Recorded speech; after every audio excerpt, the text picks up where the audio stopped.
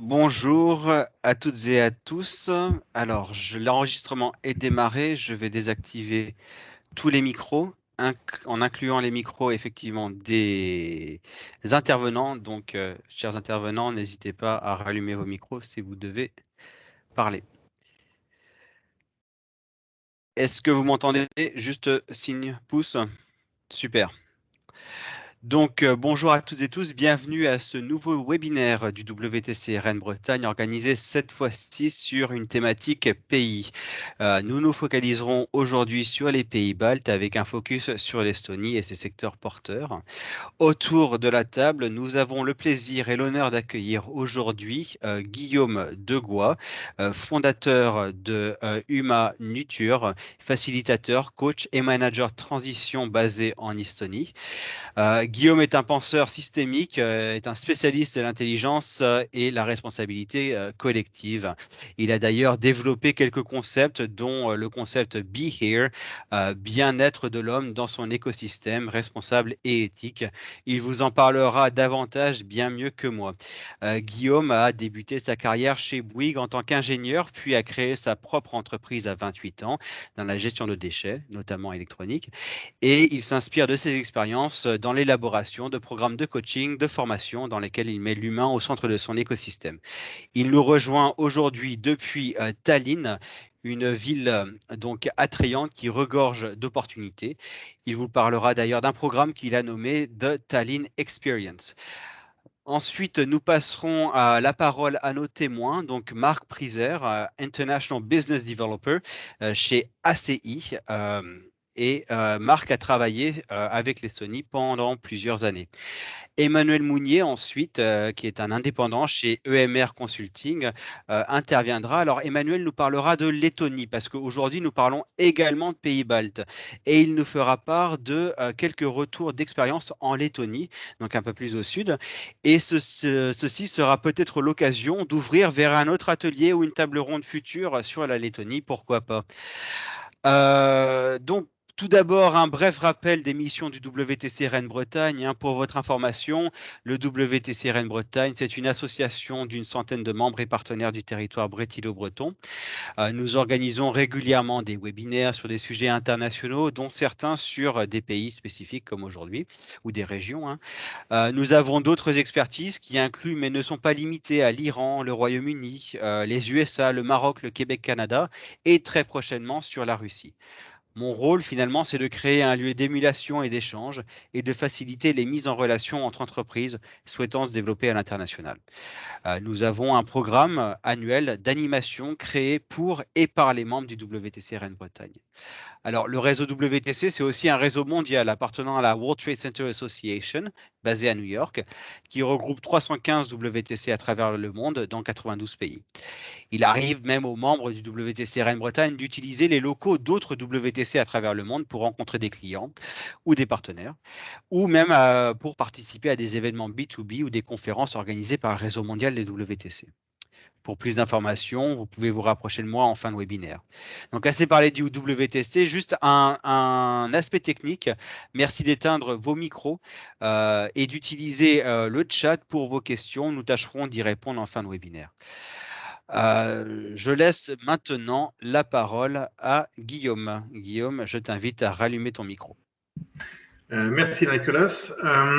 Eh bien, bonjour à toutes et à tous. Donc, merci pour ta présentation, Nicolas. Moi, je suis effectivement basé en Estonie, à Tallinn, même si je ne vais pas tarder à déménager pour aller un tout petit peu plus loin, un peu plus proche de la Baltique. Et donc, je vais vous faire une présentation telle qu'on avait vu. On était parti sur 3 étabales. Si j'ai dit attention, on est sur 3 mentalités, 3 choses différentes. Donc, d'abord un focus sur l'Estonie, et puis ensuite qui sera développé par d'autres intervenants comme Emmanuel et Marc qui vont partager leur point de vue. Je vous ai préparé, parce que ce sera toujours un petit peu plus simple, une présentation qu'il faut que je retrouve. Je l'avais tout à l'heure. Où est-ce qu'elle est?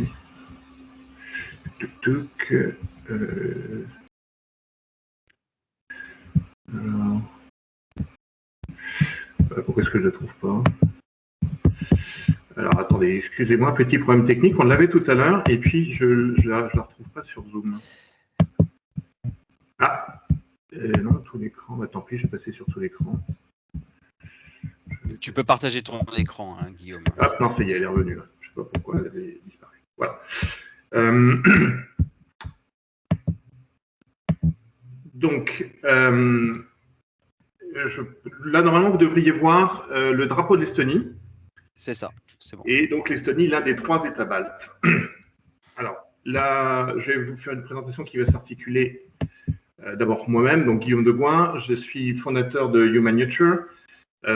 Mon métier aujourd'hui, tel que je le vois, c'est d'être facilitateur, coach, de favoriser en fait les échanges entre les membres d'une équipe et entre les équipes. Je fais aussi un petit peu de management de transition. Et ce que j'aime beaucoup, c'est quand on est dans un milieu transculturel, parce que la signification des choses n'est pas la même. Notamment si on dit c'est normal, ben, pour un Français, pour moi-même et pour quelqu'un d'autre d'ailleurs, pour un Français, pour un Estonien, le mot normal n'aura pas les mêmes sens derrière. Et moi, ce qui m'intéresse, c'est de retrouver une intersection avec ça et de faire qu'en fait, ben, quand on décide quelque chose dans l'entreprise, on parle bien exactement de la même chose. Et ça nous apporte de l'efficacité. Alors, je vais articuler, moi, cette présentation sous ces axes. D'abord, une présentation des 3 États baltes qui sont différents par leur langue, leur mentalité, leur population. Vous expliquer pourquoi est-ce que moi, j'estime qu'aujourd'hui, et c'est très personnel hein, comme point de vue, mais l'Estonie est pleinement dans le XXIe siècle, après une histoire qui a été un tant soit peu chahutée. Ce que j'y trouve, moi, notamment, cette notion de simplicité administrative et le fait de vraiment aller de l'avant. Les bonnes vibrations et l'esprit entrepreneurial qu'il peut y avoir ici en Estonie, particulièrement sur Tallinn et sur Tartu. La vie hors Tallinn, parce qu'il n'y a pas que Tallinn ni Tartu, et puis vous présenter un atelier ou quelque chose que j'ai développé pour justement partager et emmener les entrepreneurs à la découverte, plus qu'à la découverte et à la visite d'un pays ou d'une ville, c'est d'aller chercher en fait et de comprendre ce qui fonctionne dans ce pays ou dans cette ville et comment est-ce qu'on peut le réintégrer dans sa propre entreprise et en faire quelque chose. Voilà. Alors, tout d'abord, une notion géographique. Si vous voyez mon curseur, la France est là, vous la reconnaissez, bien à l'ouest de l'Europe, pas tout à fait à l'ouest, mais bien à l'ouest. Les 3 États baltes sont ces 3 pays là-haut, accrochés. Alors, au sud de la Finlande, à l'ouest de ce grand frère qui est la Russie. Et alors à l'ouest et un peu à l'est, puisqu'ici vous avez l'enclave de Kaliningrad, qui est aussi une enclave russe. Ici, on a la Biélorussie, ici, on a l'Ukraine et ici, on a la Pologne. Voilà. Donc, ce sont ces 3, alors je veux dire, petits pays, qui est un. C'est pas une question de jugement de valeur, mais effectivement, dans leur surface, dans leur nombre d'habitants, ce sont des petits pays. L'Estonie est un tout petit pays, et je pense que c'est pour ça qu'aujourd'hui, ils ont développé une stratégie d'intégration dans le XXIe siècle, dans laquelle je parlais tout à l'heure, mais quand on est un pays d'1,3 million, 1,4 million habitants, comment exister? Et pour moi, il y a une vraie réflexion de fond qu'ils ont. Donc voilà sur un plan un peu macro. Si on se rapproche, l'Estonie est le pays le plus au nord de ces 3 pays baltes. Moi qui avais pendant très longtemps beaucoup de mal à retenir ça, je vous partage un moyen mnémotechnique qui est elle et lui, en partant du nord. Elle et lui, donc Estonie, Lettonie et Lituanie pour le lui qui est au sud. Donc en partant du nord, elle, Estonie, Lettonie, Lituanie. Voilà. Je vous présente cette carte. Donc, on est bien sur 3 États baltes qui sont clairement différents. L'Estonie, alors 1,5 million d'habitants, oui, même peut-être un peu moins, dont 400 000 pour la seule capitale de Tallinn. Donc, on a un tiers de la population qui est centrée sur Tallinn. 2 villes que vous voyez ici, Parnou, qui est plutôt une ville balnéaire. Je vous montrerai après, j'ai un petit quelque chose sur le nombre d'habitants. Et Tartu, qui est une ville qui aujourd'hui se donne aussi les moyens d'exister aux côtés de Tallinn. Pas forcément en compétition, mais en tout cas, voilà, il y a une rivalité que je trouve assez saine voilà, sur cette ville. C'est-à-dire qu'il y a une espèce de décentralisation de ce que peut être la recherche et le développement, l'implantation de certaines entreprises, etc. Tartu fait aussi des efforts importants pour accueillir. Alors, la Lettonie, dont la capitale est Riga, on n'a pas tout à fait le double d'habitants, mais presque, donc 2,4 millions d'habitants. Et puis la Lituanie, qui a à peu près la même superficie que la Lettonie, et qui, elle, a 3,5 millions d'habitants. Alors, ici, vous avez une comparaison, je vous ai mis ça très rapidement, des revenus en fonction des pays. Alors, ça sort très très mal là-dessus, donc je passe directement à la diapo suivante. L'Estonie a donc des revenus moyens qui sont de l'ordre de 1200 €, ce qui est quand même, vous voyez, c'est quand même une première différence avec les deux États baltes qui sont les voisins. Et on le retrouve aussi d'ailleurs où les achats sont pas les prix au mètre carré. Alors à Riga, on a par exemple on a quasiment sur la même moyenne que Tallinn, mais avec un écart type qui est colossal. C'est-à-dire qu'on peut acheter une maison à rénover à Riga à moins de 100 000 €, ce qui est inenvisageable à Tallinn. Et un appartement neuf, bien rénové, propre, voilà, moderne, on va acheter ça à 4 000, 5 000 € du mètre carré. Guillaume, je me permets de t'interrompre. Je crois qu'on a perdu ta présentation. Alors vous l'avez perdu où? Attends, non, juste tout de suite, hein, au tableau justement qui reprenait les salaires moyens. Donc, écoute, je vais repartager tout de suite. N'hésite pas à repartager. Pardon. Non, mais au contraire, parce que moi, je ne le vois pas. Donc, merci beaucoup, Nicolas. Parce que moi, je ne le vois pas. Et donc, je continue comme ça en me disant, c'est bon, ils ont les supports. Ça va. Et c'est le cheval blanc qui est devant. Bon, est-ce que là, c'est revenu? Alors, toujours pas, non. Est-ce que tu as la possibilité de partager ton écran? Alors oui, j'ai la possibilité de partager mon écran, bien sûr. Dans ces cas-là, ça sera peut-être mieux. Alors, je vais arrêter celui-ci. Hop, je vais revenir là.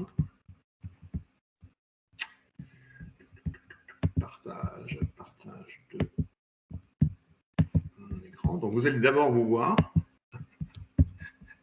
Voilà. C'est bon, vous voyez? Non, ça ne marche pas. Écoute, ce que tu peux faire, Guillaume, dans ces cas-là, c'est une chose qu'on aurait dû faire avant. C'est continuer ta présentation et tu peux m'envoyer ta presse par email et je la partagerai de mon côté. Oui, alors c'est... Oui, ok. Bon, attends. Attends, je vais déjà arrêter le partage puisque c'est ça. Sinon, Guillaume, si tu veux, on peut utiliser le plan B. On fait ça en version interview, ce qui avait été prévu. Ça peut te permettre le temps de retrouver le doc, de le partager ou de l'envoyer à Nicolas ou de faire les deux. Tout à fait. Tout à fait. Donc là, j'étais dans l'Estonie, pleinement dans le XXIe siècle, après une histoire chahutée. Et je voulais vous montrer une carte, mais bon, c'est pas très grave. Ok. Alors, je continue simplement là-dessus. Alors, pleinement dans le XXIe siècle. L'Estonie a quitté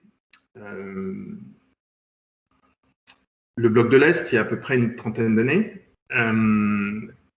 Et on a encore ici, et c'est assez marqué, des mentalités qui sont très imprégnées par ce qui s'était passé avant.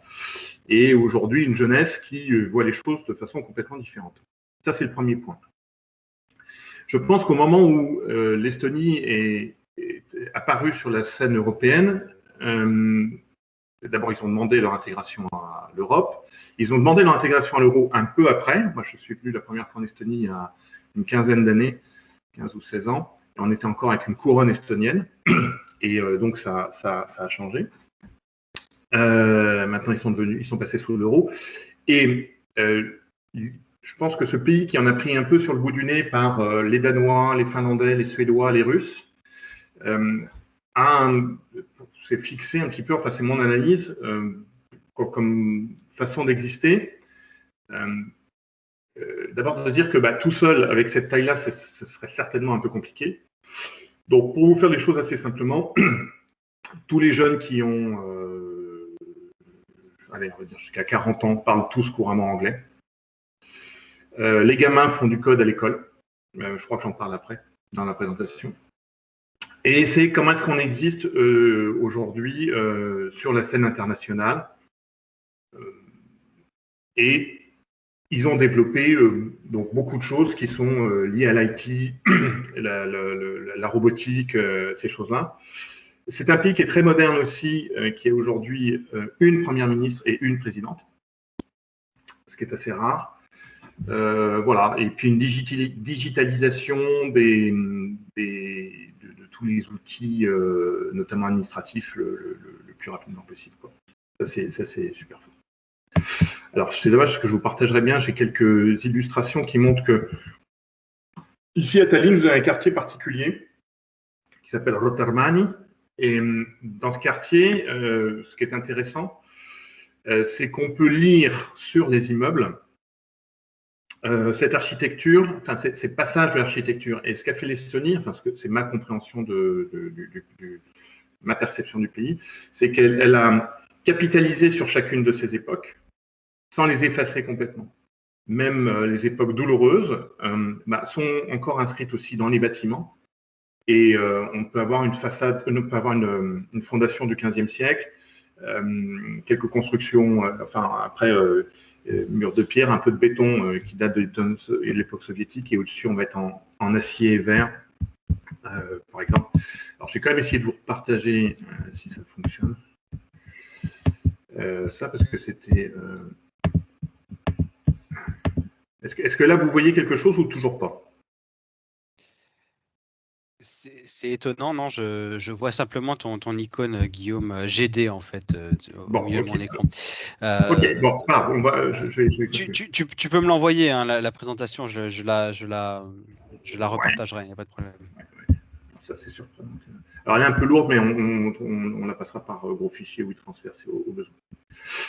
Ça marche. Alors,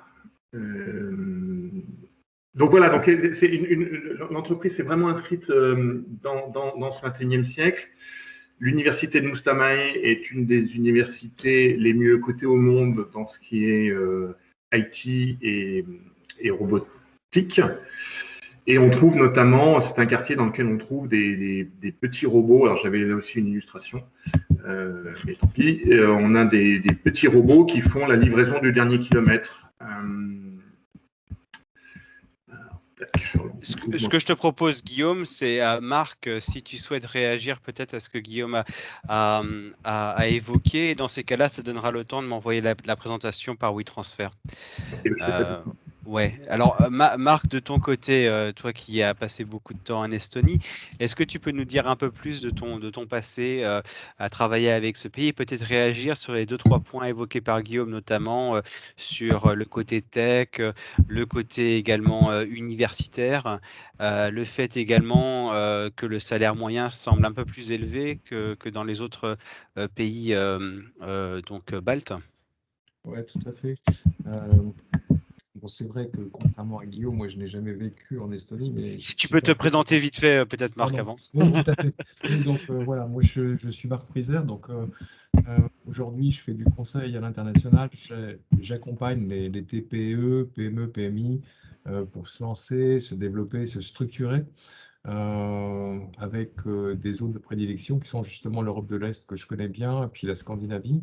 Et les marchés sur lesquels j'interviens, ça va être en priorité donc l'industrie cosmétique, plutôt sur des jeunes sociétés, hein, le bien-être, les ressources marines, parce que c'est une passion pour moi, et puis aussi un petit peu l'agroalimentaire. Donc voilà, et concernant les pays baltes, c'est vrai que comme le faisait remarquer Guillaume, il y a, même si ce sont des pays qui sont très proches géographiquement, il y a une très très grande disparité entre les trois pays. Ce sont vraiment des zones qui sont complètement différentes.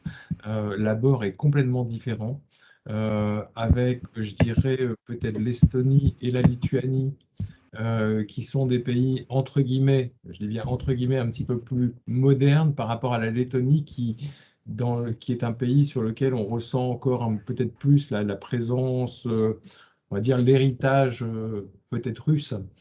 Donc voilà. Quant à l'Estonie sur laquelle on se focalisait là avec Guillaume, c'est vrai que c'est un pays qui est assez étonnant parce que même si c'est un tout petit pays, c'est un pays qui est plein, enfin qui a un potentiel absolument incroyable. Euh, En termes on va dire, de développement des affaires, hein, c'est peut-être un pays bizarrement, alors c'est pour mon expérience bien évidemment, hein, mais peut-être que Guillaume me dira, sera en accord ou pas avec ça. Je dirais que dans la relation d'affaires, les Estoniens se comportent un petit peu, allez, comment dire, dans un premier abord un petit peu comme les Allemands, comme les Suisses, c'est-à-dire c'est assez formalisé. Euh, c'est très carré. Euh, le premier abord est peut-être un petit peu, oui, ouais, voilà, formalisé. Il faut être très très pro, voilà. Il demande des éléments qui sont très très précis. Et après, une fois qu'on a passé cette étape, on va dire, quand on a mis en place euh, donc un courant d'affaires ou quand on s'est mis d'accord sur une collaboration, là, petit à petit, par la suite, ils vous ouvrent un petit peu leurs portes et ce sont des gens qui sont là encore très touchants. Alors bien évidemment, c'est ce qu'on se disait l'autre jour lorsqu'on a un petit peu échangé sur l'Estonie.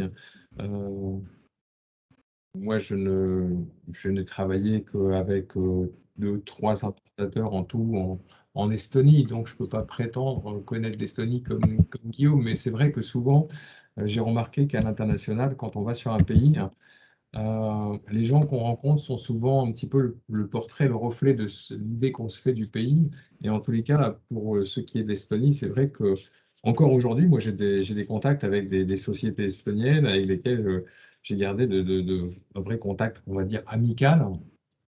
Et ce sont des gens qui sont très, très intéressants à rencontrer. Euh, Après, alors moi, je le dis un petit peu dans le désordre. Là, j'attends. Ah bah voilà, je vois Guillaume qui a réussi à remettre sa C'est présentation. Nicolas qui le fait. Après, je pourrais plus parler de la partie. Moi, il y a quelque chose qui m'a beaucoup frappé dans l'Estonie et ça m'intéressera d'avoir le retour d'expérience, on va dire, de Guillaume. C'est c'est ce rapport à leurs grands voisins russes d'un côté et puis on va dire, cet autre voisin qui est la Finlande. Et je trouve qu'il y a une relation assez intéressante entre l'Estonie d'un côté, la Russie à l'est, et la Finlande qui est plus nord-nord-est, ouais, nord-ouest de l'Estonie. Donc voilà. Je laisse la parole à Guillaume. Bon, ben, la présentation est partagée, Guillaume. C'est bon, tu me diras juste quand switcher les slides. Et vous voyez, les aléas du direct, je n'ai même pas eu besoin de broder parce qu'on avait déjà Marc de près. Donc ça, c'est génial. Allez, Et alors, à je, ton tour, je- Guillaume. voilà, je partage avec Marc, la relation à la Russie est une relation qui est très particulière.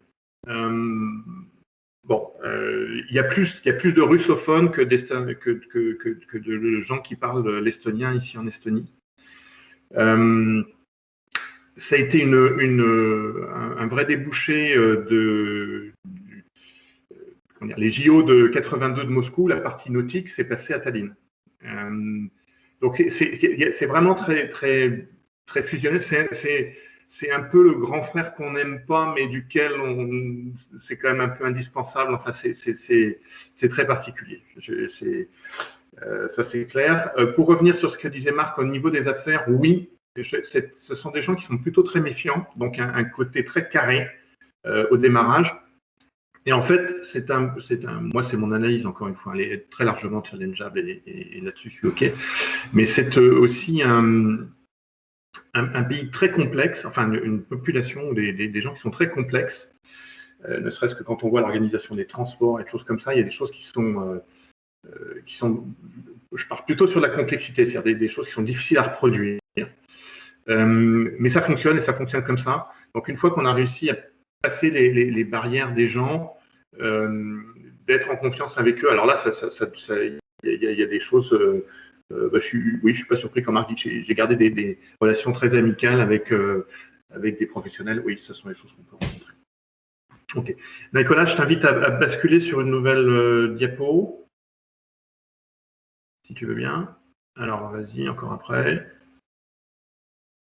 Celle qui suit.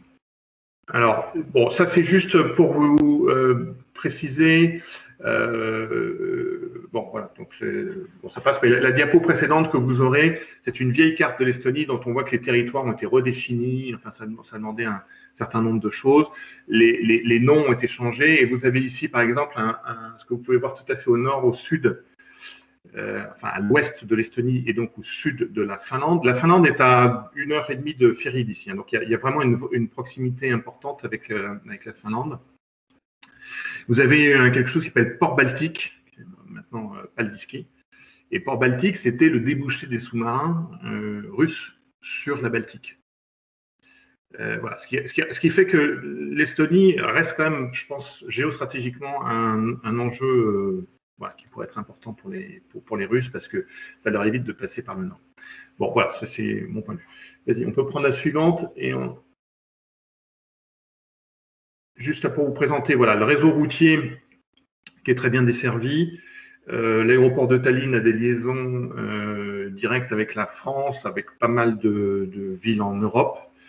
La grosse compagnie aérienne avec laquelle Air France a un accord, c'est Air Baltic. Air Baltic est basé à Riga et il doit y avoir 3 vols par jour dans les deux sens entre Tallinn et Riga. Donc ça se fait très très bien. Et depuis Riga, Air Baltic arrose toutes les capitales européennes. Voilà. Diapo suivante si tu veux bien. Donc ce que je vous présentais, à gauche la présidente de l'Estonie, à droite sa première ministre, qui a été un peu chahutée en début d'année, mais qui je crois est toujours là. Diapo suivante. Bon, pour moi, ça, c'est une illustration du XXIe siècle. Ça, ce sont 2 illustrations du quartier de Rotermani. Et vous voyez, par exemple, sur la diapo de gauche, on retrouve encore une vieille usine avec sa cheminée et juste à côté, cet immeuble ultra-moderne. Et sur la diapo de droite, vous avez sur la gauche un bâtiment qui est plutôt des années 50, qui va être réaménagé. Et à droite, des bâtiments beaucoup plus récents. Et si on passe à la diapo suivante, vous allez voir ce que ça peut donner comme type de réalisation.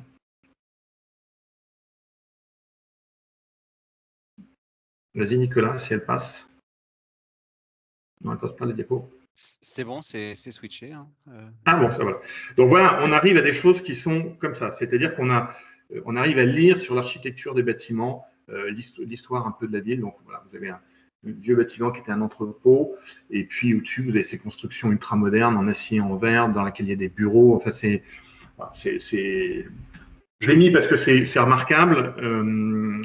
Mais c'est bien l'illustration de l'esprit et de ce que je retrouve. Voilà, on peut glisser la diapo qui suit.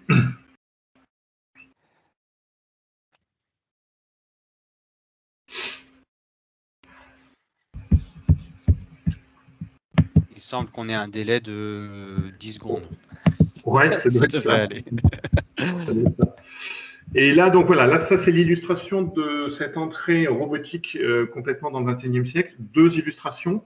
La première, en bas à droite, ça c'est un bus autonome, entièrement autonome électrique, qui, pour le moment, dessert c'est même pas de l'ultra-centre-ville, c'est même au sein d'un parc qui s'appelle Kalvajorg, et dans lequel on peut se balader, et qui déplace, voilà, on se déplace dedans, on monte dedans, on fait 400 mètres, et on descend.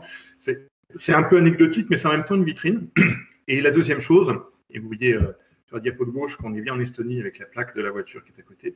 Ces petits robots qui sont de plus en plus proposés et qui font la livraison du dernier kilomètre, qui remplace d'ailleurs le facteur et la livraison de colis, la livraison de repas.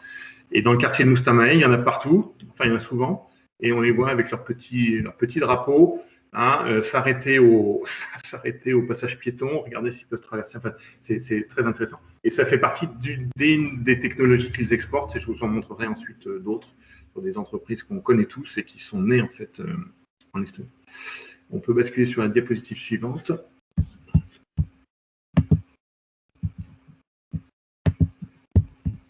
Et là, vous avez l'illustration de deux entreprises connues, Skype, qui est né en Estonie, et TransferWise, pour ceux qui ne connaissent pas TransferWise, mais enfin, c'est de plus en plus connu, surtout pour les gens qui voyagent.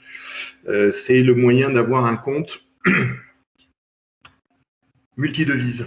Donc, vous avez une carte de paiement, une carte de débit qui soit multidevise.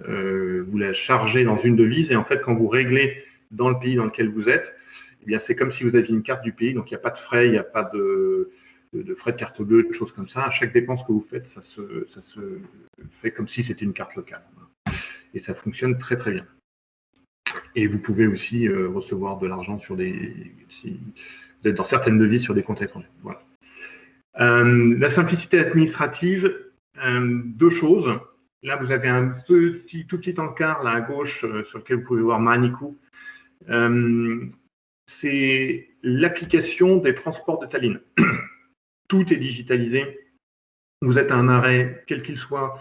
Vous savez quand est-ce que le bus va venir, s'il est en retard, s'il est à l'heure, etc. Vous pouvez avoir tous les bus et tramways sont équipés de transpondeurs. Donc, vous savez exactement où ils sont, quand est-ce qu'ils vont venir. Enfin, c'est très, très, très, très bien organisé. Ça devient un peu mieux que bien maintenant, et donc ça se dégrade un peu. Il y a quelques trajets qui peuvent être un peu compliqués quand on essaye de les programmer, mais en général, ça fonctionne très bien. L'autre entrée dans le 21e siècle, c'est cette simplicité administrative. Hop, là, tu es parti un tout petit peu loin, ou c'est peut-être la diapo elle-même qui s'est activée. Donc, si on peut revenir à la diapo précédente.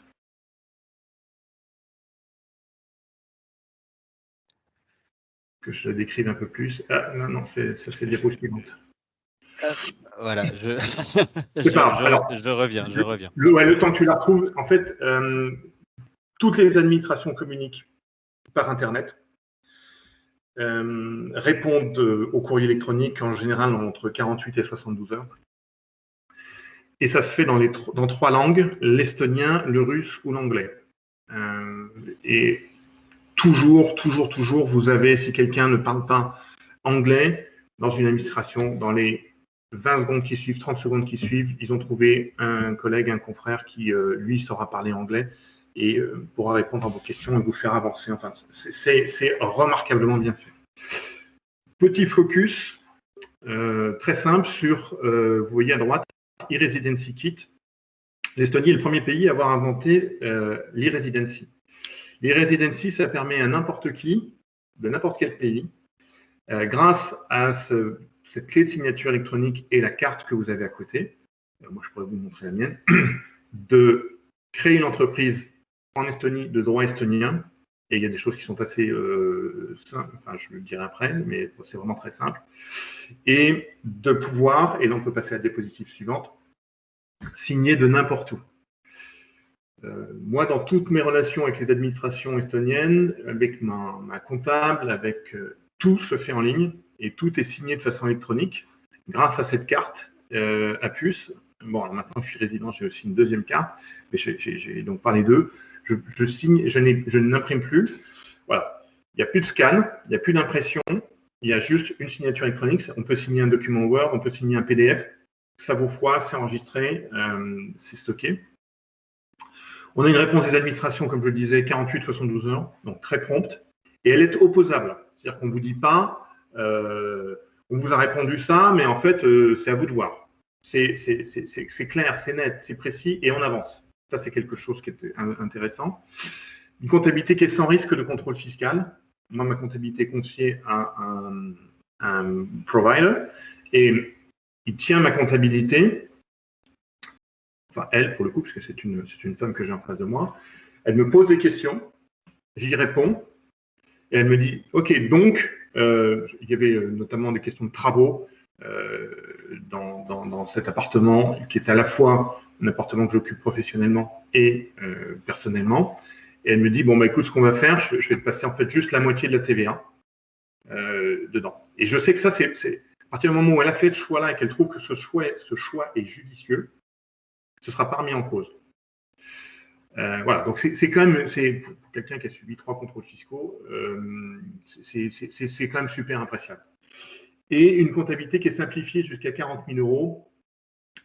Il n'y a pas de déclaration de TVA à faire, donc c'est juste comme une comptabilité comment ça s'appelle, d'association. On fait les recettes et donc les entrées, les sorties, incomes, outcomes, et puis on ne se pose pas d'autres questions. Un tout petit point très particulier, puisque l'Estonie a été pendant très longtemps pointée du doigt comme étant un paradis fiscal. Les entreprises ne sont pas fiscalisées. Il n'y a aucune fiscalité sur les entreprises. L'argent qui rentre dans l'entreprise rentre dans l'entreprise. La fiscalité intervient à partir du moment où on sort l'argent de l'entreprise, soit sous forme de dividendes, de salaire ou quoi que ce soit. Et à ce moment-là, c'est une fiscalité à 20%.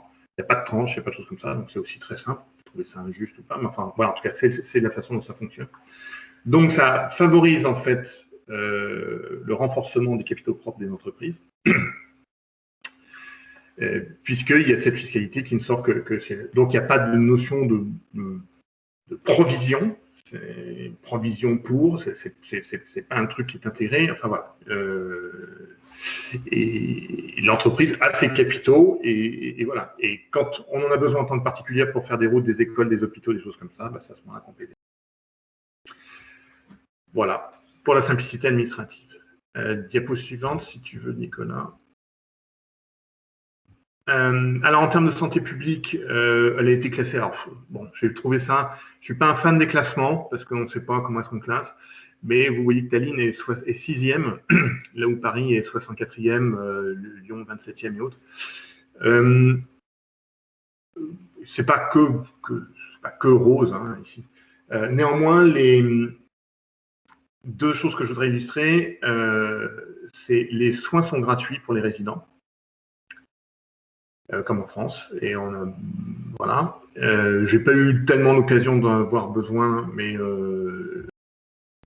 j'ai même pas eu du tout l'occasion d'avoir besoin. Et j'ai trouvé que leur gestion de la pandémie, la gestion de la crise, a été très échelonnée, très graduée et complètement cohérente. Au début, quand on arrivait, il fallait qu'on fasse un test. Il y avait des lieux de test à l'aéroport et au port, puisque ce sont vraiment les deux portes d'entrée de l'Estonie. Bon. Et il fallait qu'on fasse son test, alors on faisait l'un, on pouvait faire un autre centre, enfin voilà. À partir du moment où c'est monté en puissance, c'est-à-dire qu'ils ils sont arrivés au point où ils ne pouvaient plus traiter uniquement les malades sur un hôpital, par exemple l'hôpital de Tallinn, et qu'ils étaient obligés d'envoyer des malades sur d'autres hôpitaux, comme Pärnu, comme Tartu. Ils sont montés d'une échelle dans la crise, ils ont dit maintenant, les tests sont systématiques, même jusqu'au dernier bateau, même jusqu'au dernier avion. Et donc, ils ont augmenté la plage horaire des centres de test. Ils sont complètement adaptés. C'est-à-dire qu'il y a eu à la fois la réponse et les moyens dans cette réponse. Donc, après, en arrivant, c'était test obligatoire. Enfin, c'est pas un test. D'ailleurs, le test n'était pas obligatoire.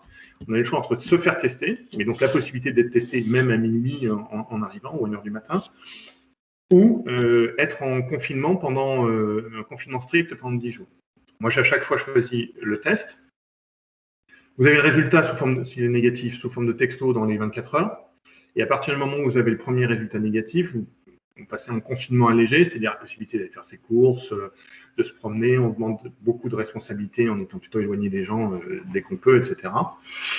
Et puis, deuxième test négatif, allègement complet, plus de confinement. Et quand ils sont remontés ensuite en puissance, ils sont passés dans le port du masque obligatoire dans les transports en commun et dans les centres commerciaux. Là, ça s'est allégé depuis une dizaine de jours. Voilà, en tout cas, la réponse est toujours très, très rapide et très graduelle par rapport à ce qui a pu se passer.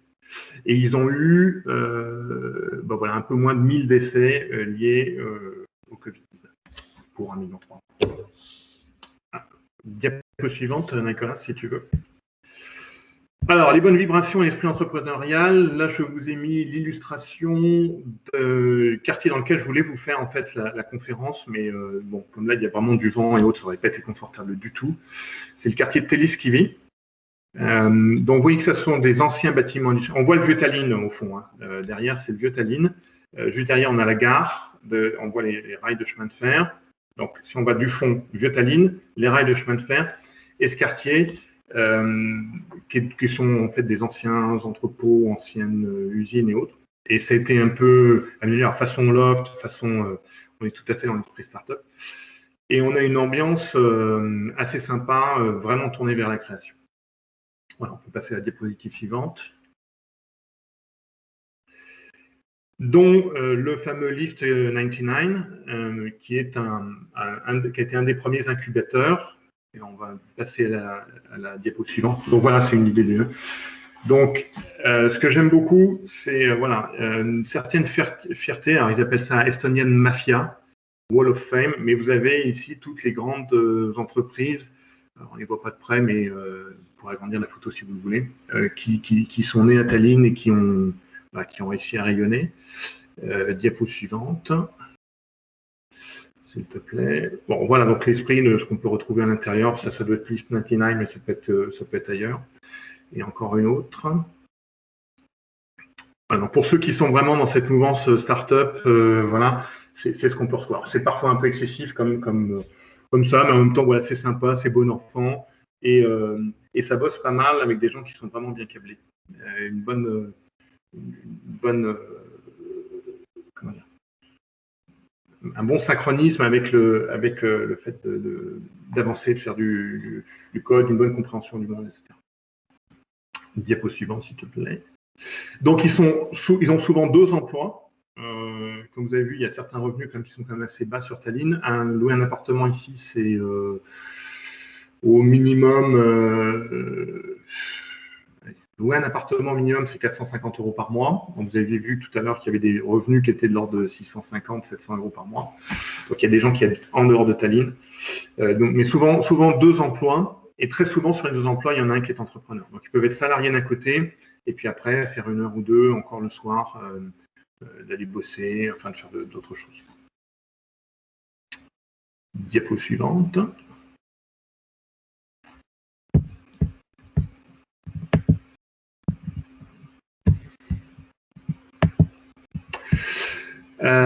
Alors, la vie hors Tallinn, là, je vous ai mis à gauche une prédiction de population à Tallinn. Vous voyez, on a à peu près 415 000 habitants aujourd'hui.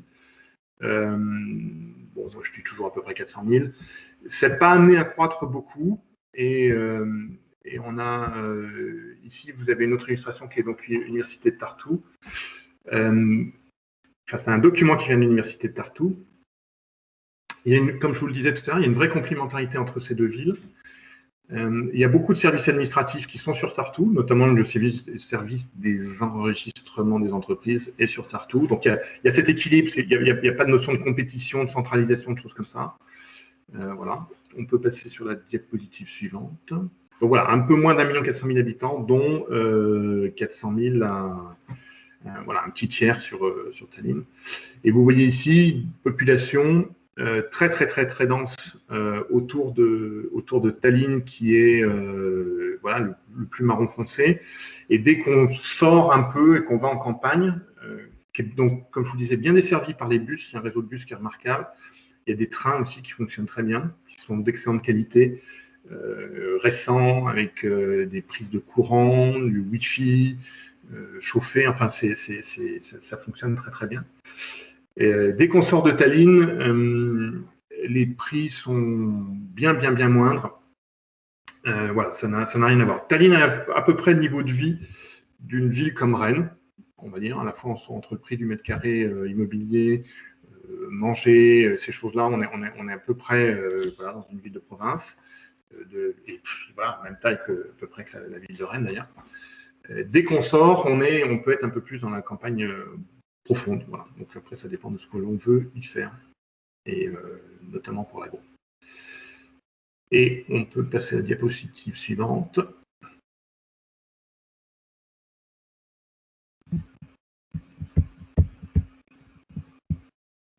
Voilà, donc juste ça, une présentation très simple. 400 000 habitants pour Tallinn, 100 000 pour Tartu, et quand vous êtes à la 6e ville du pays, on est à 20 000 habitants. Donc c'est pour vous montrer qu'il y a vraiment des gros pôles. Tallinn, Tartu, à eux deux, ça va faire un tiers de la population, un peu plus d'un tiers de la population estonienne. Narva, qui est la ville qui est complètement à l'est, à la frontière avec la Russie. Saint-Pétersbourg-Tallinn, c'est 6-7 heures en bus. Ça se fait très bien. En train, ça se fait aussi, mais c'est une vraie galère. Parce que les horaires sont complètement particuliers. Vous avez un train qui part à 16 heures, qui arrive à minuit à Saint-Pétersbourg. Alors, vous avez des bus qui font ça très bien. Voilà. Et donc, ça passe par Narva. Et vous voyez que la 6e ville est à 20 000 habitants, la 7e est à 17 000. Enfin, donc, ça décroît très, très vite. C'est ce que je voulais vous montrer par cette diapo. Et pour partager mon expérience de Tallinn, alors, peut-être que ça va être sur la prochaine diapo. Voilà, j'ai essayé de mettre et d'organiser en 4 jours tout ce qu'on pouvait voir. En tout cas, moi, tout ce qui m'avait concentré de ce qui m'avait intéressé. Donc, il y a à la fois ce contexte historique dont on a parlé. On a la partie projet et en recevant des entrepreneurs, l'idée c'est qu'ils puissent travailler sur leur projet, sur leur dynamique d'entreprise, justement à partir de ce qu'on peut ressentir. Et une partie loisir, le Kumu étant le musée d'art moderne. Bon, puis il y a des choses très intéressantes, comme tu le disais, Nicolas, tout à l'heure. On a vraiment un mélange de culture et d'entrepreneuriat, et voilà, ça en fait quelque chose de voilà, je trouve assez sympa. Voilà, et dans le contexte historique, il y a des moi, Tallinn, je la surnomme la ville des cheminées, Chimney Town, parce qu'il y en a partout, et encore, il y en a plein qui ont été détruites, mais maintenant, il y en a certaines qui sont classées au patrimoine de la ville. Voilà, c'est très intéressant, cette façon de le vivre. Et il y a sur les bords de la Baltique l'ancien hôtel de ville qui est complètement à l'abandon, en ruine, mais qui était un monument, enfin je ne veux pas dire ça comme ça, je veux dire qui était un édifice absolument monumental, une espèce de délire, voilà, mais qui est complètement à l'abandon. Et juste à côté, on a un ancien grenier, enfin d'anciens silos qui ont été entièrement réaménagés en salle de conférence, une immense cheminée, encore une. Et voilà, et on se balade à l'intérieur pour aller dans les salles de conférence, on passe par les sous-sols, et on arrive dans ces grandes salles avec des murs épais. Ils ont gardé les anciennes machineries, enfin, voilà. Il y a vraiment cette capitalisation, moi je trouve très sympa. Voilà. Et dans cet esprit-là, il y a cette notion de réfléchir, il y a le fait d'aller visiter ce qu'était une ville secrète. C'est-à-dire qu'une ville qui n'était occupée que par des militaires. Personne d'autre, pas de civils. Et quand j'y vais cet après-midi d'ailleurs, c'est marrant, enfin moi je trouve ça extraordinaire, on trouve on a encore pas les symboles d'ailleurs, mais des éléments qui datent de la guerre froide, avec des guerriers au ras du sol qui regardent l'horizon, c'est assez extraordinaire. Et d'ailleurs c'est une ville qui n'a plus d'archives. En 91, les archives ont été entièrement détruites. Donc les plans de ville se sont faits après, mais vous n'avez pas, par exemple, de plan d'immeuble. Ça n'existe pas. Il faut les refaire parce que tout a été détruit. Au moment du départ, cette ville secrète devait... Enfin, c'est assez... Voilà, j'en ai fini pour cette présentation guidée. Et maintenant, passons aux échanges. Je mets juste tes coordonnées, Guillaume, sur la slide. Effectivement, merci beaucoup, Guillaume. Donc, spécialiste pour le coup de l'Estonie, des pays baltes et de l'Estonie. Alors, on va revenir un peu à la notion de pays baltes tout à l'heure.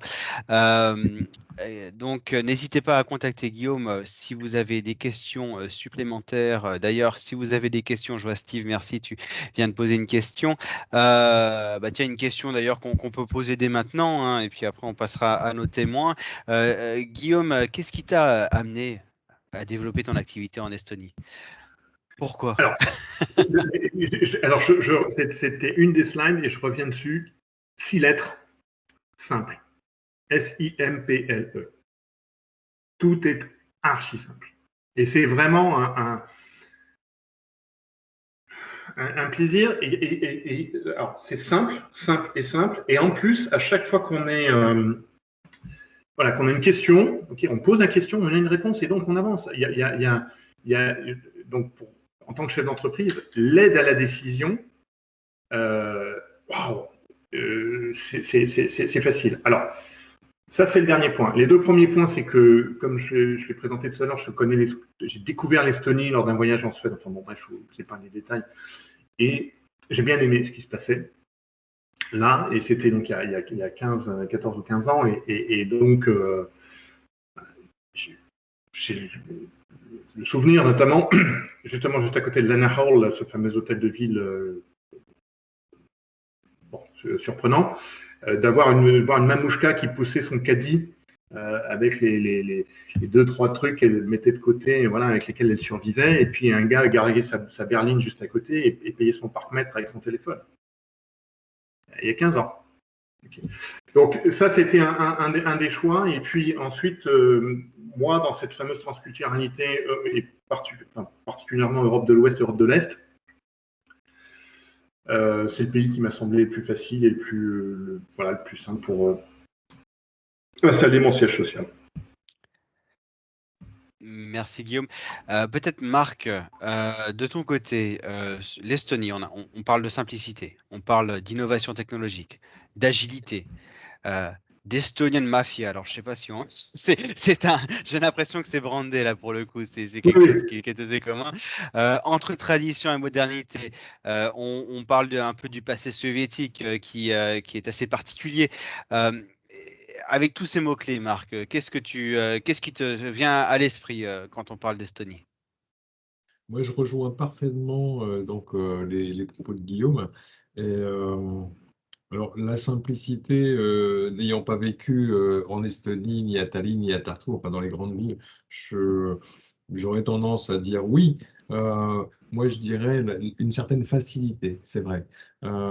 Déjà, quand on arrive, en général, quand on y va dans un cadre professionnel, on arrive dans une grande ville, donc en l'occurrence, c'est Tallinn. Les choses paraissent simples, c'est vrai. Il y a une certaine facilité. Il y a ce mélange, en effet, d'un côté, il y a l'architecture de Tallinn, c'est une vieille ville, c'est magnifique, hein. Et puis, c'est un mélange, Guillaume le faisait voir très justement tout à l'heure, hein, l'architecture avec toute une architecture aussi moderne. Donc, on sent que c'est un pays qui bouge vite, c'est un pays qui est jeune. C'est vraiment un pays qui, pour moi, est attrayant. Et je dirais pas ça de tous les pays dans lesquels je suis allé, clairement. Mais là, il y a vraiment quelque chose. Je trouve qu'il y a des bonnes vibrations. Alors après, ça, c'est très personnel, peut-être. Mais moi, j'ai toujours trouvé qu'il y avait des très bonnes vibrations avec ce pays. Encore, à nouveau, moi, j'insiste. Alors, bon, c'est toujours sous le contrôle de Guillaume, hein, mais je pense qu'il y a une erreur qu'il ne faut pas faire quand on arrive dans ce pays, c'est se dire, bon, c'est un petit pays, c'est 1 million et quelques d'habitants. Bon, nous, les Français, nous sommes des grands, ainsi de suite. Il ne faut surtout pas les confondre avec leurs voisins. Ça, c'est clairement. Enfin, ça, je l'ai compris, en tous les cas, tous les gens avec lesquels j'ai eu l'occasion d'échanger, j'ai compris que c'était un sujet qui était relativement, on va dire, touchy. Donc, il ne faut surtout pas les confondre avec leurs voisins. Les Estoniens sont les Estoniens, même s'il y a eu une influence de l'Empire russe, on va dire, hein, soviétique. C'est un pays qui aujourd'hui est indépendant, d'accord, qui a su donc se développer. Donc ça, c'est quelque chose qui, à mon sens, est un élément très important.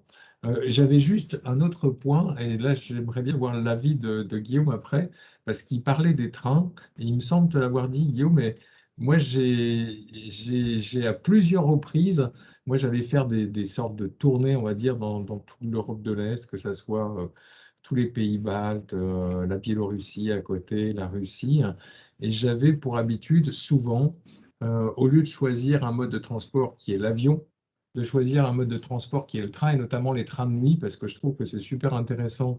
Ça permet d'un côté d'être dans un degré de confort qui est tout à fait convenable, parce qu'il y a des trains qui sont très chouettes, de pouvoir travailler, bien mieux que dans un avion, hein. Et on part le soir, on arrive le matin. Alors certes, c'est long, hein. Je crois que Moscou, Tallinn, ça doit faire entre 12 et 15 heures, je crois. Oui.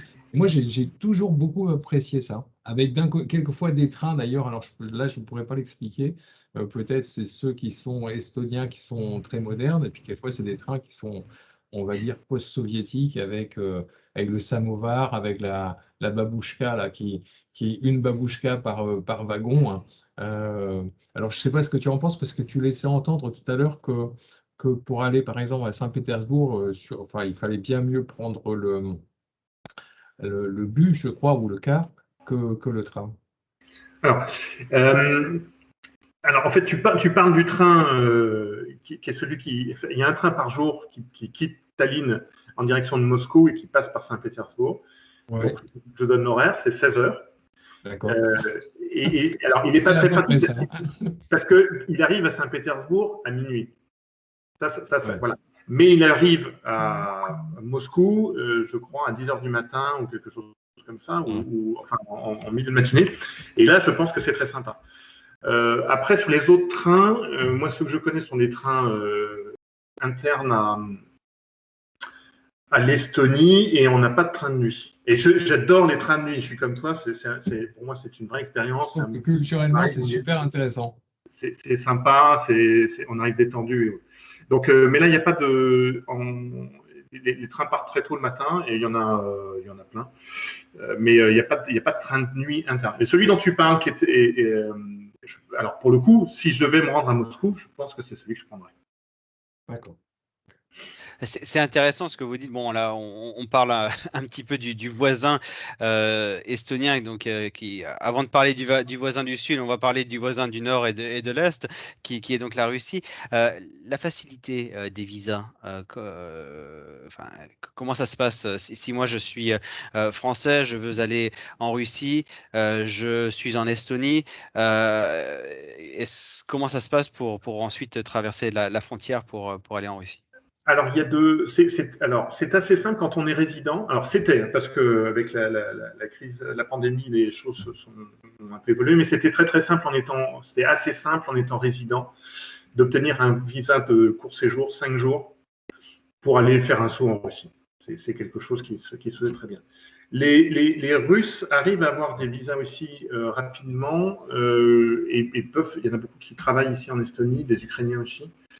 À partir du moment où ils sont résidents, dès qu'ils ne sont plus résidents, ils ont 24 heures pour retourner en Russie.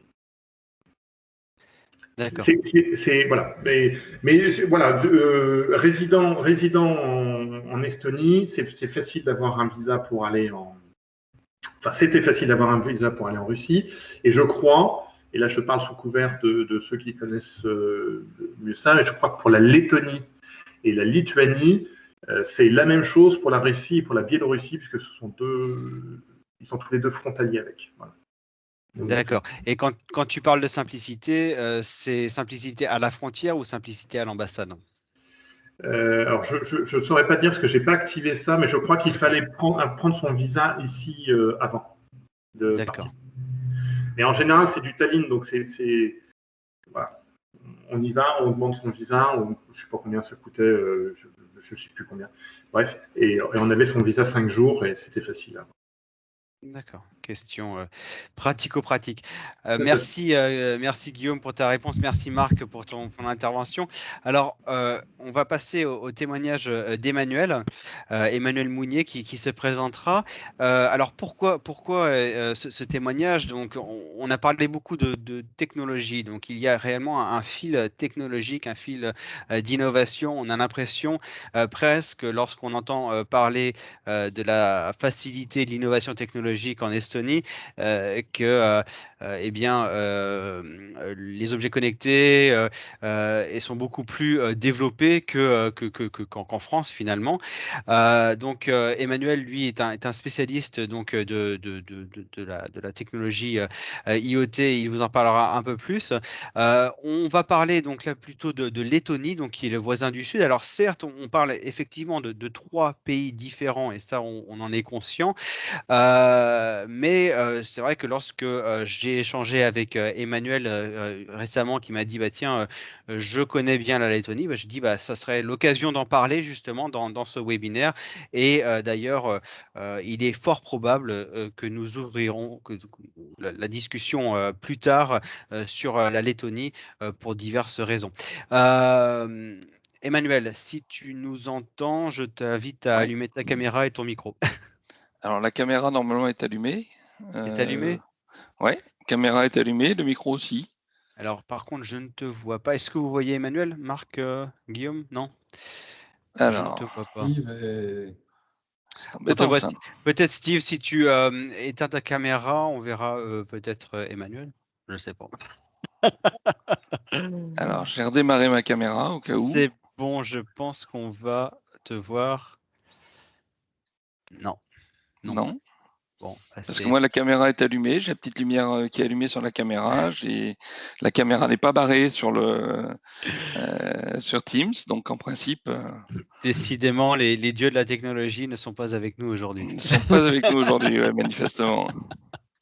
Bon, je t'invite à te Bon, présenter, Emmanuel, et écoutez, peut-être redémarrer ta caméra ouais, et éteindre et la je vais rallumer. essayer de rallumer effectivement tout en discutant. Donc, bon, rapidement pour me présenter, effectivement, moi aujourd'hui je suis installé en tant que consultant pour accompagner les entreprises qui ont des projets liés aux objets connectés et pour les aider effectivement à mener leur projet à bien du début à la fin avec, je dirais, l'avantage d'avoir un réseau relativement important que j'ai pu beaucoup développer ces 3 dernières années quand j'animais un écosystème de fabricants d'objets connectés au niveau mondial. Donc ça me permet d'avoir effectivement un réseau que je peux impliquer à différents niveaux dans les différents projets pour pouvoir, j'ai pas la prétention de tout savoir, mais je sais au moins qui ramener autour de la table en fonction de la problématique que l'on rencontre sur les différentes étapes d'un projet lié à des objets connectés. Voilà, donc dans ce cadre-là, j'ai été amené récemment à travailler avec une société lettonne. Donc j'avais eu l'occasion de faire quelques déplacements en Lettonie il y a effectivement quelques années de ça, à Riga seulement. C'était des déplacements assez rapides, donc j'ai pas un souvenir très très important de Riga, mais globalement de ce que j'ai vu de la prestation d'Estonie, je pense qu'on est effectivement un cran en dessous en termes de modernisme et de dynamique dans la ville. Marc, si tu connais mieux Riga que moi certainement, tu pourras peut-être aussi compléter là-dessus. Mais je pense que c'est pas une ville qui transpire le modernisme au même titre que ce qui nous a été présenté auparavant par Guillaume. Par contre, en termes d'échanges et de discussion essentiellement commercial, puisque je représente aujourd'hui en France, je développe le marché français pour une société lettonne.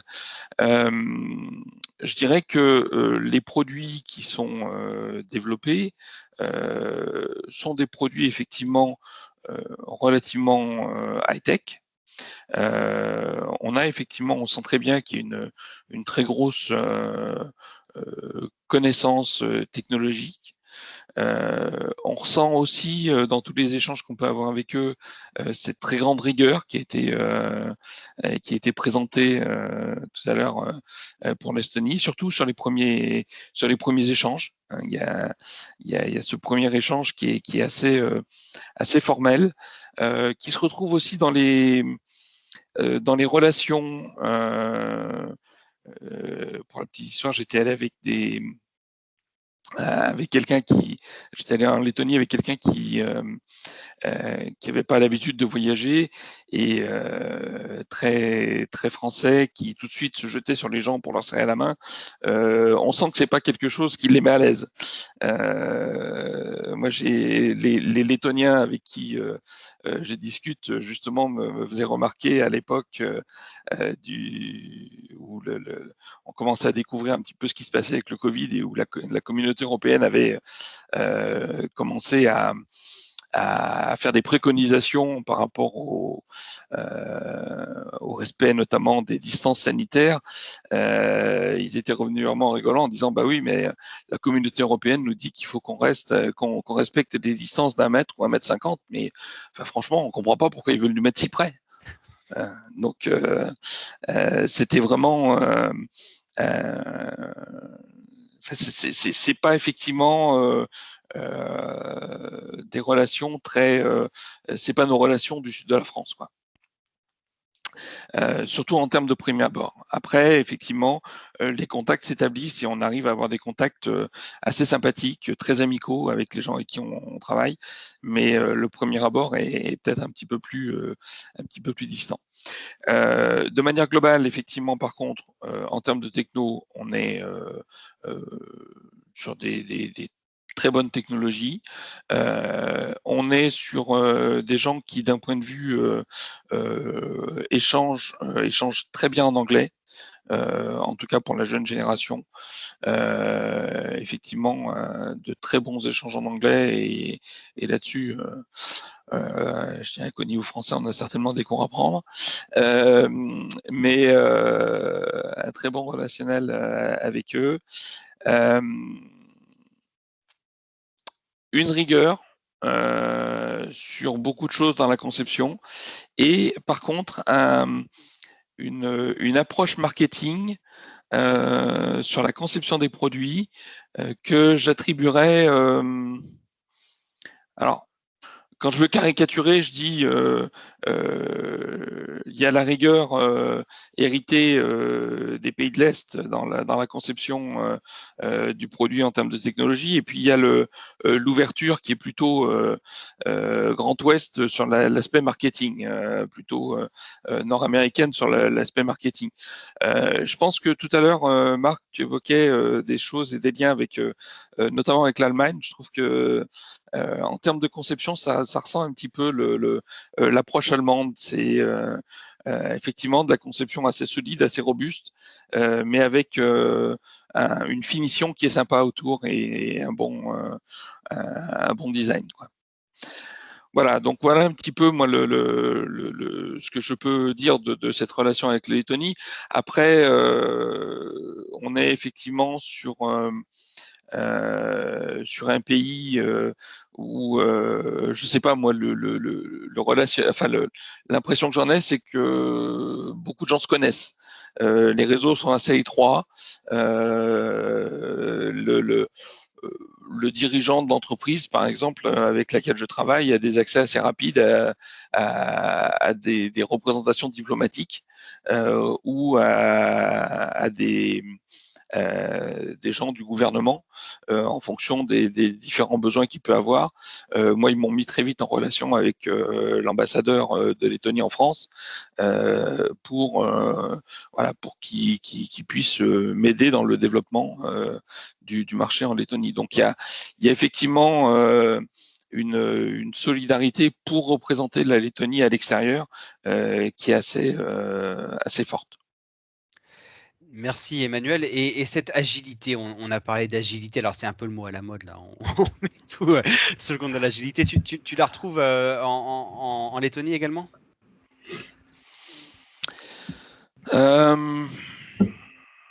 Oui, il y a une certaine agilité. C'est sûr que, quand on parle de certaines formalités françaises, ils ont un peu tendance à tomber de l'armoire parce que je pense que ils vivent des choses plus simples de leur côté pour certaines choses. Maintenant, on sent qu'il y a quand même eu une période très administrative dans leur existence dont ils savent se souvenir. D'accord, très bien. Ouais. Oui, Guillaume? Oui, je partage parce que j'illustrais avec ancienne génération, nouvelle génération. Ouais. Et en termes d'agilité, moi, ce que je rencontre souvent, c'est le manager à l'ancienne, c'est-à-dire que c'est moi le chef, donc c'est moi qui dois avoir raison et je suis là pour trouver la meilleure solution. Ce qui est un peu en opposition avec les principes agiles, où au contraire, on va chercher la meilleure solution et le chef de ville n'est pas forcément un manager, mais plutôt un leader. Et il permet l'émergence de ces solutions-là. Donc, parfois, ils ne comprennent pas et il peut y avoir des questions, c'est ce sur quoi je travaille en entreprise, il peut y avoir des questions de légitimité par rapport à ça et se passer très up-down, c'est-à-dire c'est comme ça que ça doit se passer et vous ne posez pas de questions et vous avancez, et ça reste assez présent. Oui, j'ai l'impression que ça reste assez présent. Moi, je le vis effectivement par rapport aux différents niveaux hiérarchiques dans l'entreprise.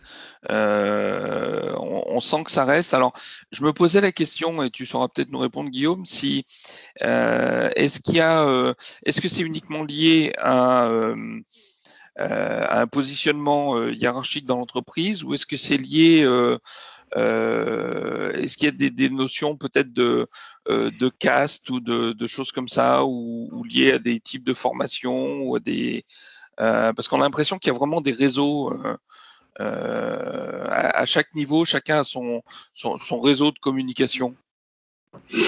Alors moi, j'ai pas cette analyse. C'est pas quelque chose que je ressens ici. Je le ressens plutôt en différence de génération que en différence de Alors, Tallinn, c'est aussi très start-up. Hein, donc, c'est vraiment, on y va, on a une idée, on se met au terme, voilà, comme vous l'avez vu sur l'illustration, on se met sur la balançoire et on discute. C'est moins structuré. Et notamment Air Baltic, le siège est à Riga. Le président d'Air Baltic s'appelle je ne sais plus comment, mais il a passé ses qualifs en disant regardez, moi je suis comme vous les pilotes, j'ai passé mes qualifs sur Airbus et voilà. Voilà, on le retrouve un peu là-dessus. Et en même temps, Air Baltic très ouvert puisqu'il propose, et je vais voir comment est-ce que je peux inscrire mon équipe et moi-même dedans, des programmes de coaching et d'accompagnement pour leur équipe. Donc, ouais, il y a les deux. Et pourtant, malgré cette hiérarchie, c'est vrai que, bon, Emmanuel, nous sommes en contact, enfin, grâce à toi, maintenant, en contact avec l'ambassade lettonne sur Paris, et les échanges se font très vite.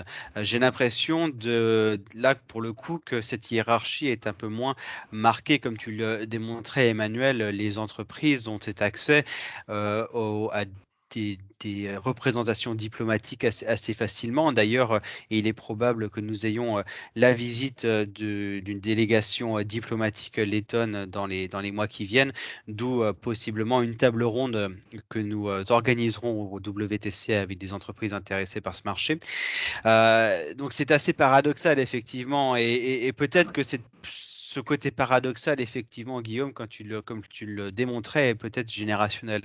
Le fait qu'on ait effectivement, où Emmanuel démontrait le marketing à l'américaine, mais ce passé quand même très rigide qui est toujours présent. Donc vraiment un pays plein enfin une zone géographique avec certaines contradictions assez marquées quand même. Mais c'est tout l'effet de la transition. Je rebondis juste sur une question qui est posée par Louisette Bourdin. Oui. Alors, je ne sais pas si elle m'est posée à moi, mais je vais y répondre du mieux que je peux. Nous avons une commerciale russe qui est basée en France. Est-ce une bonne idée que ce soit elle qui prospecte là-bas? Alors, ma réponse serait naturellement oui. Une première raison évidente, la langue. Tout le monde dans les 3 pays baltes parle russe, ou peu ou prou. Premier point. Et deuxième raison, oui, elle en connaît la culture, enfin, je pense, ou en tout cas, elle peut approcher la culture de façon assez simple. Et donc, je pense que oui. Ça peut être une bonne idée qu'elle puisse prospecter. Après, à voir, alors ça c'est mon côté coach et facilitateur, est-ce qu'elle va se sentir à l'aise pour être sur ce type de marché? Je voulais juste faire un tout petit point sur la culture et sur l'avancée technologique. Il y a le festival d'été, parce que je crois qu'il y a au moins 2 personnes qui nous suivent qui sont très impliquées dans la culture. Moi, il y a une photo, alors je n'ai pas réussi à la retrouver, mais elle est vraiment marrante. Tout l'été, tous les étés, il y a, sauf l'été dernier, il y a un festival, je crois que c'est en plus l'été dernier, il y a un festival ici de musique estonienne. Donc, et on a les Estoniens et les Estoniennes sont tous en costume traditionnel, dont les petites gamines, par exemple. Et alors, il y avait une photo qui était extraordinaire, c'est qu'on avait les 2 petites gamines donc en costume traditionnel, et en plus les coiffures traditionnelles, les couettes, les machins, etc. Et entre 2 danses, elles sont sur leur téléphone portable à envoyer des textos et sur Facebook. Voilà, c'est des choses qui m'amusent. Voilà. Merci Guillaume. Marc, une autre question de Louisette. Donc Louisette, merci pour tes questions et merci d'être présente à cette visioconférence. Le marché de la cosmétique, peut-être, ou même Guillaume, hein, vous tous les deux avez peut-être réponse à cette question. Est-ce que c'est porteur donc en Estonie, d'après vous, ou même dans les pays baltes en général? Alors, pour moi, quels que soient les pays baltes, j'ai toujours trouvé que ce sont des marchés qui sont tout à fait porteurs. Alors maintenant, toute proportion gardée, ce sont quand même des petits marchés. Mais à comparer avec des pays bien plus grands en termes de population, oui, pour moi, il y a vraiment un potentiel. Ce sont des marchés qui sont relativement dynamiques d'un point de vue cosmétique. En tous les cas, là, moi, je parle pour l'Estonie, pour mon expérience, Estonie et Lituanie en priorité, clairement. Maintenant, là, je vois la question, y a-t-il beaucoup de marques cosmétiques? Bon, en toute honnêteté, j'ai une marque en tête, mais je ne sais même pas si elle est estonienne, lituanienne, j'avoue, ou lettonne. C'est une marque qui s'appelle Madera, ou Madara, je crois, qui est une marque qui est plutôt, on va dire, dans le domaine bio. Là, je parle de producteurs locaux, hein, d'accord? Pas les marques étrangères, parce qu'il y a beaucoup de marques étrangères qui sont présentes sur place. Tu la connais, Guillaume, peut-être? Non, mais pas particulièrement. Toutes les marques étrangères sont présentes en. Voilà. Maintenant, là encore, on parle de petits pays en termes de taille. Maintenant, je crois qu'il ne faut pas négliger ces pays, justement, d'un point de vue développement économique, notamment à l'export pour les entreprises françaises, parce que certes, ce sont des petits pays, mais à moins de s'appeler Peugeot Citroën, on peut tout à fait développer des courants d'affaires je parle des PME, PMI, hein, des courants d'affaires qui sont tout à fait significatifs sur ces pays. Moi, je sais que si je prends le cas de l'Estonie, je réalisais en Estonie, on avait un courant d'affaires qui n'était certes pas du tout comparable à ce que l'on pouvait faire, par exemple, en Russie, où on travaillait énormément. Mais si on rapporte ça à la population, c'était bien supérieur quelque part. Voilà, proportionnellement, clairement. Je ne sais pas si j'ai répondu à la question de Louisette. Et après, il y a aussi, comme on en discutait tout à l'heure, notamment au moment des fêtes, et je pense particulièrement à Noël. Alors, Noël, ça dure très longtemps ici. Que ça commence protestant et ça finit orthodoxe, donc ça fait quelques semaines d'affilée. mais il y a beaucoup de visites russes et ceux qui viennent ont un bon pouvoir d'achat à Tallinn, je vais dire entre mi-décembre et mi-janvier. Et en parlant, tiens, d'hiver, il fait quel temps en hiver là-bas? Alors, je vais commencer par l'hiver, je vais finir par l'été. Alors, l'hiver, c'est particulier parce que fin décembre, le soleil va se lever à 9h30, il va se coucher à 3h30, 4h. Donc, il y a un rythme très particulier. Parce qu'à 4h, en fait, on peut recommencer une autre activité. On la fera dans le noir, enfin, avec les lumières. C'est particulier. C'est évident qu'il y a une influence des cycles nictéméraux sur le PEP, sur le dynamisme. Le vent, et je vais finir par l'été, le vent s'est levé cette nuit à peu près 3h du matin. Ça a fait claquer une fenêtre qui m'a réveillé, donc je me suis levé. Il faisait jour. Et à minuit, il faisait encore jour. Donc on a des très très grandes périodes, tout le monde en profite. Mais il y a une vraie influence. Et pour moi, quand on analyse ça, alors, je ne sais pas si Marc le partagera, mais là ça fonctionne bien, il y a un dynamisme, les gens vont partir en vacances, vont revenir en septembre en disant bon et c'est bon, on se remet un coup de collier, et ça va durer jusqu'à mi-octobre. Et mi-octobre, pouf, l'énergie va redescendre. De façon mais vraiment très, très générique, très générale. Moins de motivation, moins de trucs. Les rendez-vous se prennent plus, ça n'avance pas, ça machin. Enfin bon, c'est très particulier.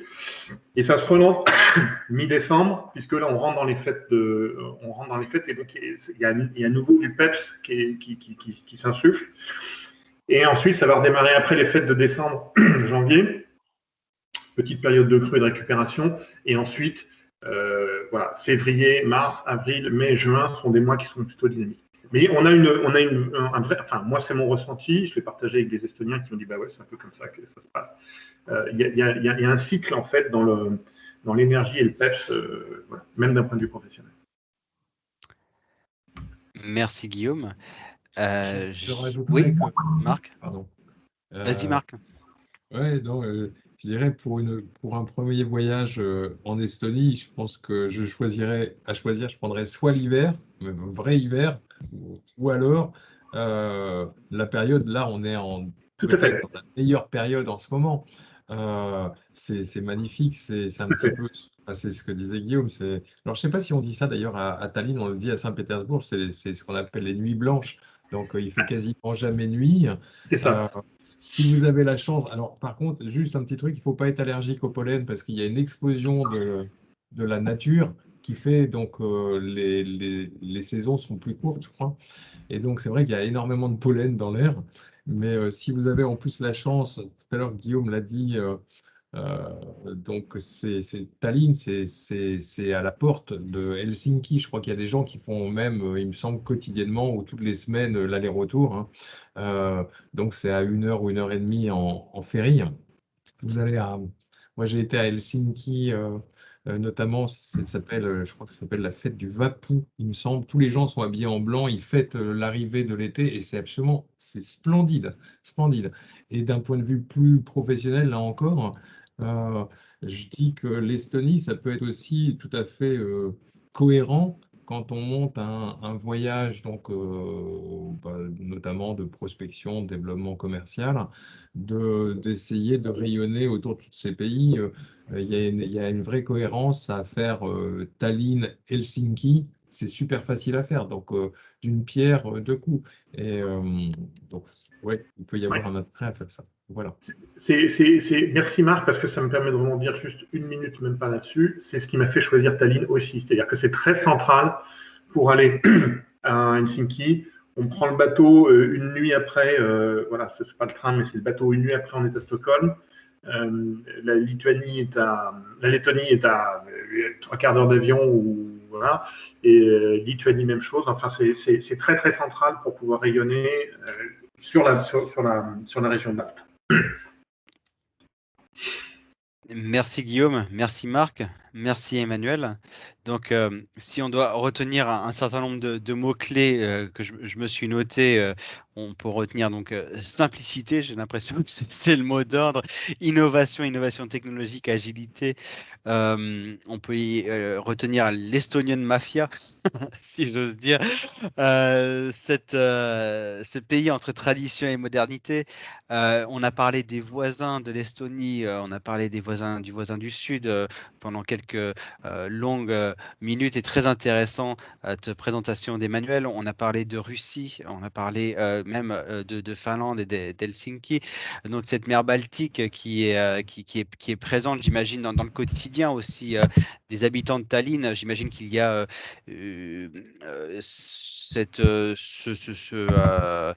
ce lien fort avec la mer. On n'en a pas en parlé, Guillaume, mais bon, j'imagine qu'il est présent, tout comme les Bretons ont ce lien également avec la mer. Alors il y a un peu, ça se fait. Il y a des marinas partout, mais il n'y a pas de bateaux dans les marinas. C'est assez curieux. Mais le port à passagers de Tallinn est au cœur de Tallinn. C'est-à-dire qu'entre on sort du bateau, 12-15 minutes après, on est en plein cœur de la vieille ville de Tallinn. D'accord. Donc il y a une relation très étroite avec la mer. Bon, je me suis pas trop trompé, mais merci Guillaume.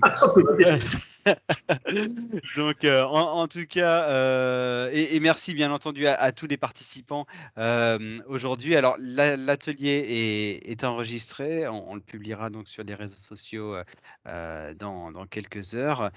Je remercie donc tous les participants.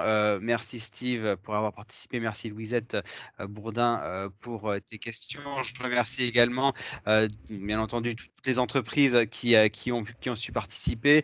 Je vois donc un petit message de la part de Marie-Estelle. Merci d'y avoir participé.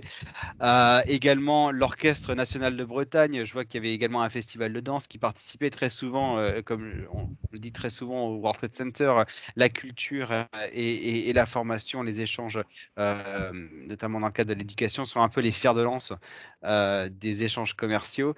Donc, encore une fois, un grand merci à tout le monde et je vous dis à très bientôt. Notre prochain atelier aura lieu, alors nous avons un English Training Breakfast ce vendredi où François Hubert interviendra et nous parlera de mondialisation, donc entre 9h et 10h30 ce vendredi.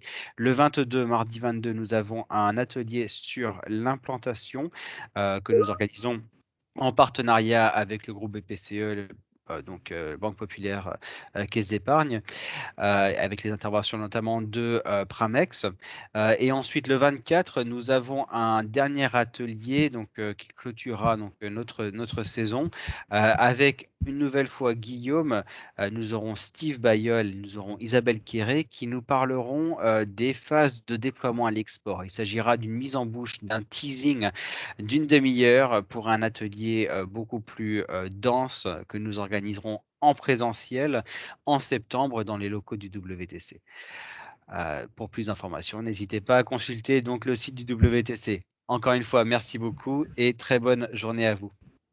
Merci Nicolas. Merci, bonne journée à tous. Au revoir à tout le monde. Merci. Merci, bonne journée à tous. Merci.